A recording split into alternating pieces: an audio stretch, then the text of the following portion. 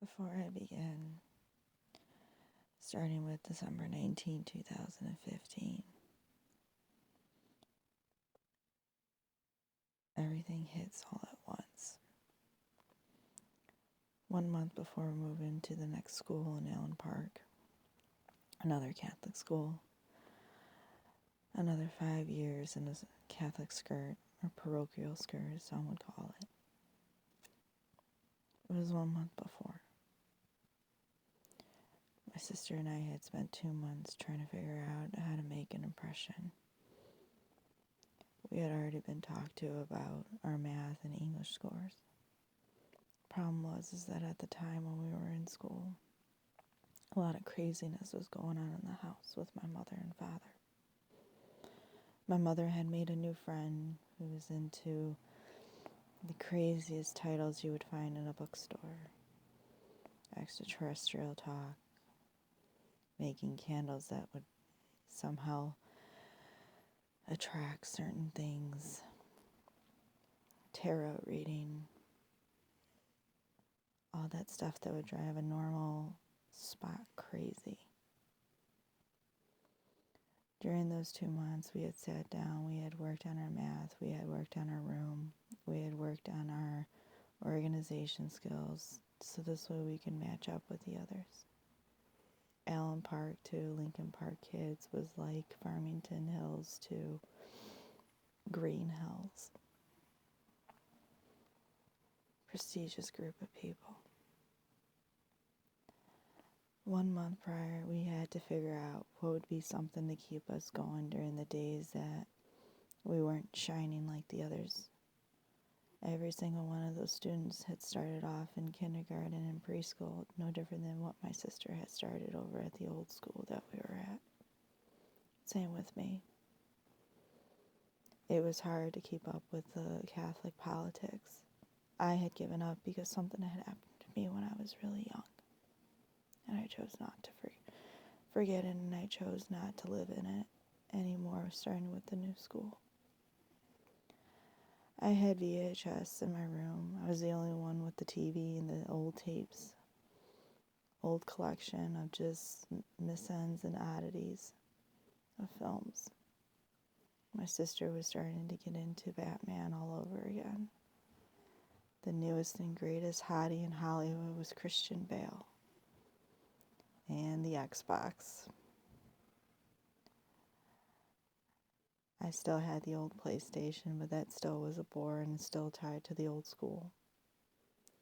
The old school of suicide kids. Suicide was cutting and changing a whole new look and being very whiny and queeny and all that stuff. It was wearing on me extremely bad, extremely poor. And it didn't make any help in the house either in knowing what my mother was doing. My father allowed it because that's what it was in the house. Your mother's got her thing and I got mine. So already we were our own person, our own individual, as long as we didn't disrupt the ship. I had decided to watch one video over and over. And after I sat down thinking about it, what is the one thing that I could do during my break in between classes while we were sitting there?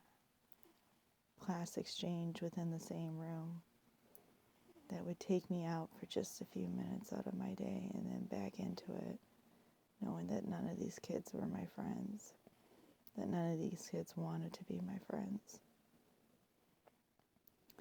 So I decided to write in a notebook. No different than what a typical girl does when she dreams and fantasizes when she puts her headphones on and listens to an album from start to finish. Only I did it in writing. My music was my escape, like I had read in all the big girl magazines, learning all the techniques of nail polish and clothing and how to accessorize and how to change your wardrobe with a simple bottle of bleach. And knowing whether or not you could do it. It even stated the warning label. If you have a chemical reaction to bleach, it is not in your best interest to use this to change your wardrobe. Try sequins, try patches, try fabric paint. I wish I still had that magazine. But times have changed, and because of a murder that took place prior to December 19, 2015, it seems like that magazine is gone. Perhaps that part of my life when we go back from square one to birth, it won't ever appear again. That means I'm going to be part of a different family. That magazine would have resurfaced. I would have recognized the cover instantly. Magazine companies do tend to rerun their best titles, their best front covers all over again. So I wrote in the notebook, I fell in love with two characters. They are human beings, they're funny people. They're funny characters every day. They're not quite themselves all the time. No human is. What was sad is that I had become a vampire a little bit younger after watching something on TV. It was scary, but nothing that put me past the hospital point. But I knew I was going to have to do it again. It seemed to be my strong suit. The dark circles followed 2 days after, and they stayed on my face for a very long time. It is. But I had learned the technique of a day. What is a day? A day could go by fast if I didn't get into the drama of the humans, or a day could go by super slow by pulling the day, making it as deep as possible with the human interaction. And so I had fun with it, like I always do. I find a new technique, a new it brings out a very small smile. And that's what I did. The problem is when 8th grade came and I walked into that classroom with my notebook with 15 pages of writings of possible what-ifs to break up that day in school.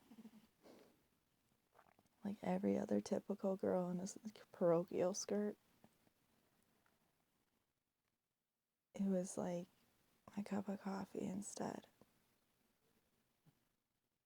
I had immediately walked into that room and knew something was going to happen. Second row down from where I was standing, and 6 desks up with the room rearranged where I was standing towards the door, but not affected towards the window. But even I said it. If I miss this opportunity, how am I going to learn to be a big girl in the big world where you can't use that word, where you can't even say the other word either? So I sat there and I spoke with a new teacher. Apparently I was supposed to go to the other classroom, but he had pulled me out of that one. Something must have been wrong, and I'm glad he did. It was kind of weird, but then at the same time, I kind of knew that it was just too good to be true to be in that one particular room. I had done so well in world history and in American history in 7th grade. My social studies teacher managed to make both happen, and I enjoyed American history during the 1990s. Oh my God. 1990s, 1940s, 1960s so well. It was a shame we couldn't have them throughout the school years. But who would have known? So I did. The notebook stayed with me in my book bag for about 2 months.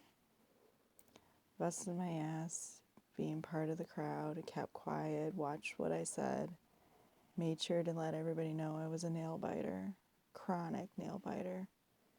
And I made sure it was only during stress, which it was, but I didn't want everybody to know how stressed out I was. I was a new human being. I had been a new human being for quite some time, but considering I came back from the old school,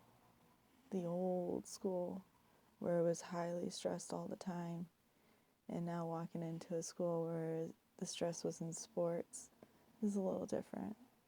I did pick up basketball. Didn't make it on the varsity A team of 8th grade. I made it on the varsity B team, which was good because I'm not quite so sure that I wanted to start dealing with 2 fucking assholes. But I'll tell you what, they do follow when you fuck up. I'm glad I did the B team and not the A team. Kind of funny, kind of strange. The problem with the notebook is that I couldn't open it to continue writing how I felt, how I wanted my days to go, how I wanted a surprise so bad. Just like every American girl. There is a lot of us American girls that probably felt the same way, one way or another.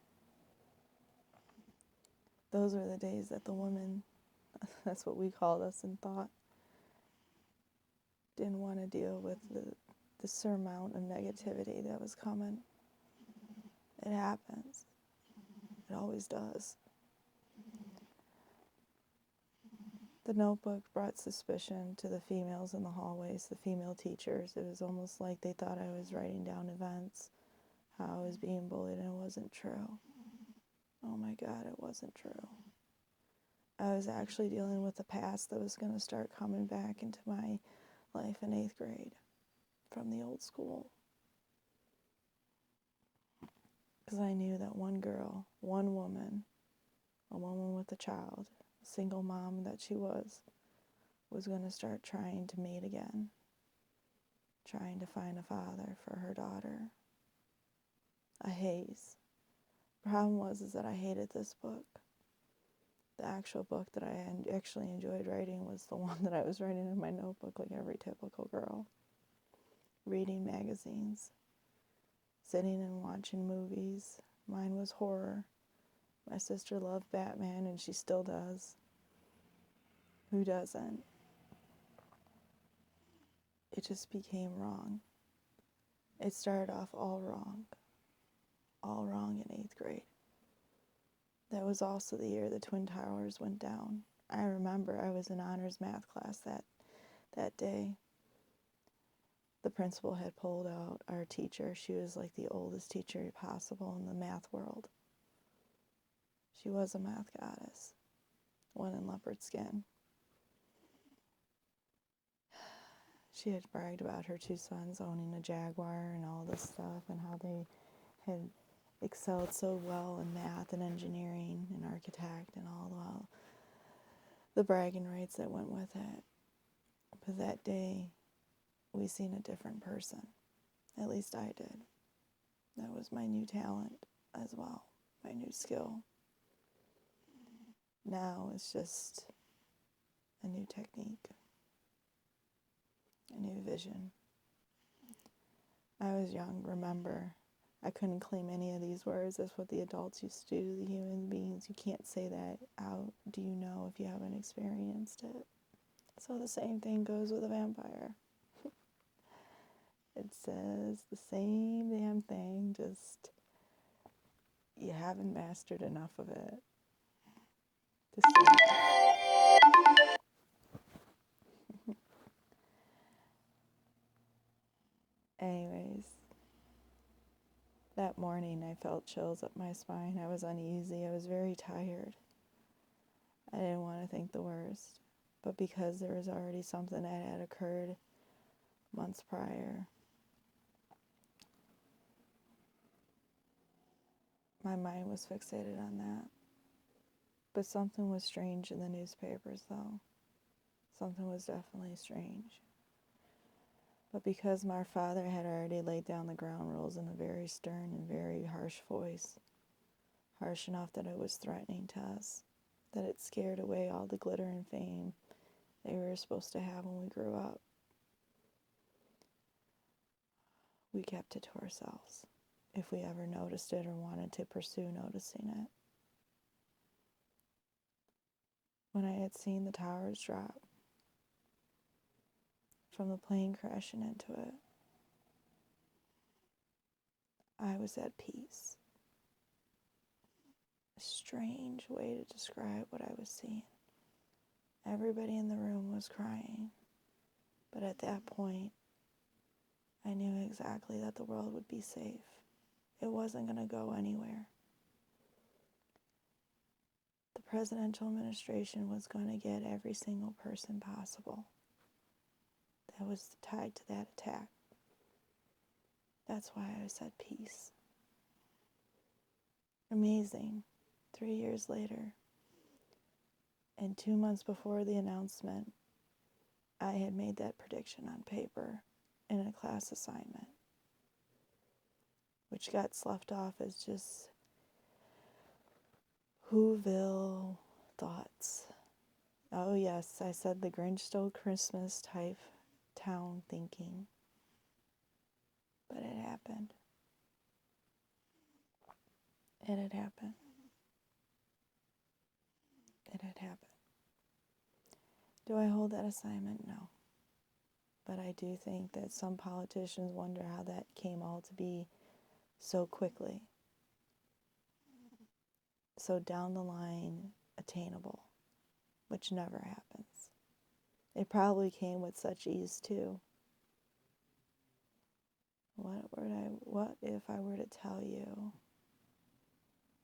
sometimes a little person hiding a little secret like myself might have changed that little butterfly effect? It happens. A group of human beings decide to do something and then they end up staying human beings, but then there's one person saying, nope, time's not yet there yet. Time for me to perform is not there. It'll come. If I do it too soon, we won't get this outcome. If I do it too late, well, I guess I won't be. Everything was timing. I remember that from that day on, I just sat there and I said, what can I do to fuck things up? What can I do to fuck things up? I had been the only kid in school that stayed home and seen what I seen on TV. I remember that day very distinctly. It was a phone call from Washington, D.C. that read on my caller ID when I had taken those pills. And I was still in what we call stiffness. Oh, I knew what the phone call said. I didn't even have to pick up the phone. I enjoyed that moment, but I still picked it up.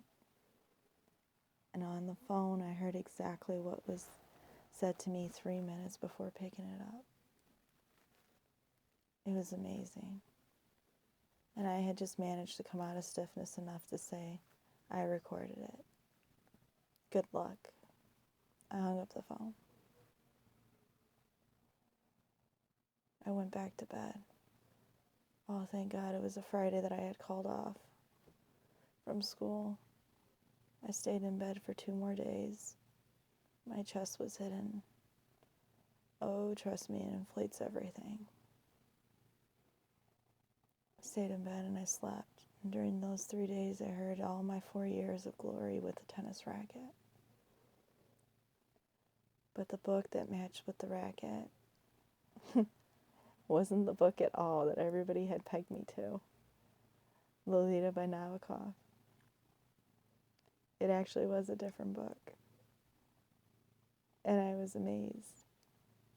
Because that book only comes maybe once every infinite lifetime. It was just too funny. I haven't yet to see the book. But everybody pegs me to the old book. Why, I have no clue. Actually, it was tied to the notebook that I was writing in. Day in and day out. Just to keep me away from the TV. My sister and I had grown hatred towards the Secretary of State, the Secretary of Energy. My sister had managed to get into the Malcolm X mood of reading, so she was paying attention to Colin Powell. I was paying attention to Rick Perry because I knew that Donald Trump was going to be president. It's amazing what happens when you become a vampire. I could have sat at my desk and wrote all the predictions down, even football, even baseball, and I said, fuck it. what benefit am I going to get out of it other than just being a voodoo pin doll? And that's what happened. My high school years were horrible and miserable. I waited so desperately for 3 o'clock to come around so that I could run to the bathroom, change, get into my tennis clothes, and run out to the courts and just play, just practice. Those were my times. Those were my days. The rest of the heart of the day was just performing. Do this, do that. This so-and-so did this score. You guys need to be at this part. Just, ugh. It drove me nuts because I sat there knowing it wouldn't make a difference come December 19, 2015. I had even called it out in the chemistry class one day. I don't even know how we got into the discussion, but I did. And my chemistry teacher looked at me kind of peculiar. That's because my eye was starting to retract on its own.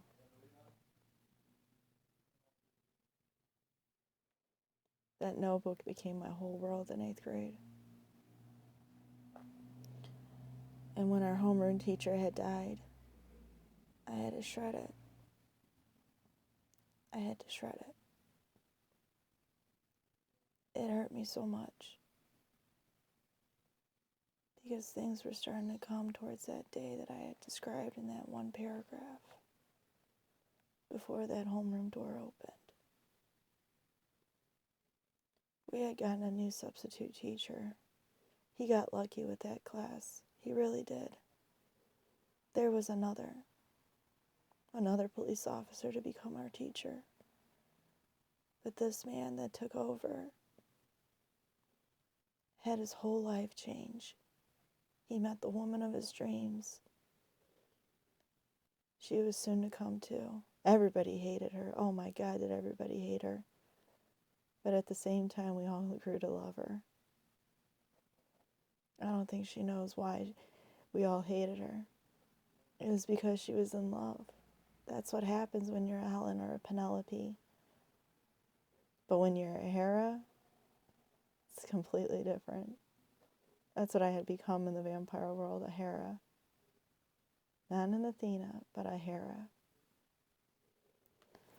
She was in love, and that's when all the songs made sense in that one album. Everybody hated her being in love, but I had to play along, but there was a little shy little smirk on the side of my mouth, knowing that was really awesome. Because she too had started off really on the wrong foot with the teachers, and she had really started out on the correct foot, and it was just a nightmare. But when those two met, a giggle came out of my mouth. So yes, the high school did have a little matchmaker without having to do any work. I guess it came from the notebook being shredded. There were so many pages that it carried us through the day. I carried into the years. But when the new students from the 3 other districts came in, that notebook seriously would have dried us out. Thank God we had tried everything we did during our freshman and sophomore year to be better on our sports team. That we made our own little world, and they had their own little world, so we didn't quite get affected by it. They tried to mingle, and it just didn't work. Even with my little boyfriend-girlfriend dating that I had. They did belong with each other. They didn't belong with us. The boys looked at me different afterwards. I had gone on my own way, and then once again, somebody tried again, and it still didn't work. They must have read something in one of our books that we were assigned to in our English class and said, let's try it. They were practicing Scientology, but at the wrong level. I read this book. Let's try to see if we can make this our life. Problem was that my life was actually Tales from the Crypt. I actually wanted to go into chemistry. biochemistry. I knew that the teacher was all wrong. The teacher wasn't mine. Just like the other girls would tell the other teacher, "You're my favorite teacher. I want to keep you. I want to make you mine." So I waited for college. The problem was with that notebook, because it got shredded, because it was such a big thing in 8th grade when I had it, it lured 2 ugly men from the past. It changed everything for the next 3 years when I had started college. Do I regret it? No. Do I regret having that notebook? No. I don't regret it. I don't ever regret having a notebook. What I regret is that the psychological world grabbed each and every one of us and said that we were losing our minds. They started to brainwash what they're thinking. The problem is that the brain, when you dissect it, has nothing of the components that they have described. It actually goes back to an old, old religion. One so small, but one so powerful. It actually can be explained with the book of Flatlands. Flatlands. If you hand that over to a psychological person in the field, they won't read it. They won't even entertain it, and if they do, they'll start acting out on it. You can tell. It destroys their whole bubble above their head. Oh yes, I was Socratic in every way. Socratic in every way. I walk into a job and I had nothing more than, I just want to do my job. That's Socratic. All this craziness that the world has created just keeps getting repeated.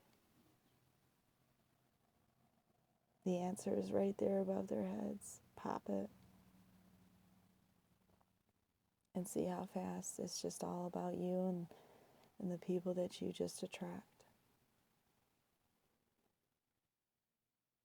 There was a lot that was written in that notebook.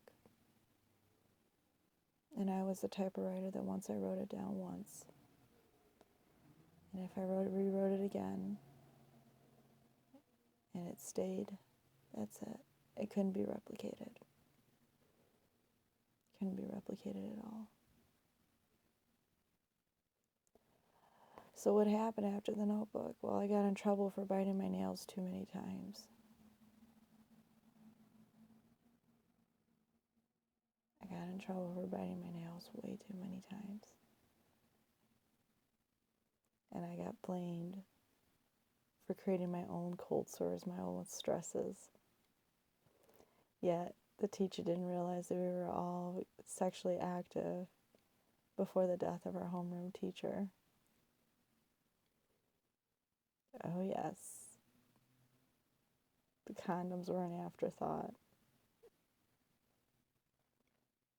Yes, they were.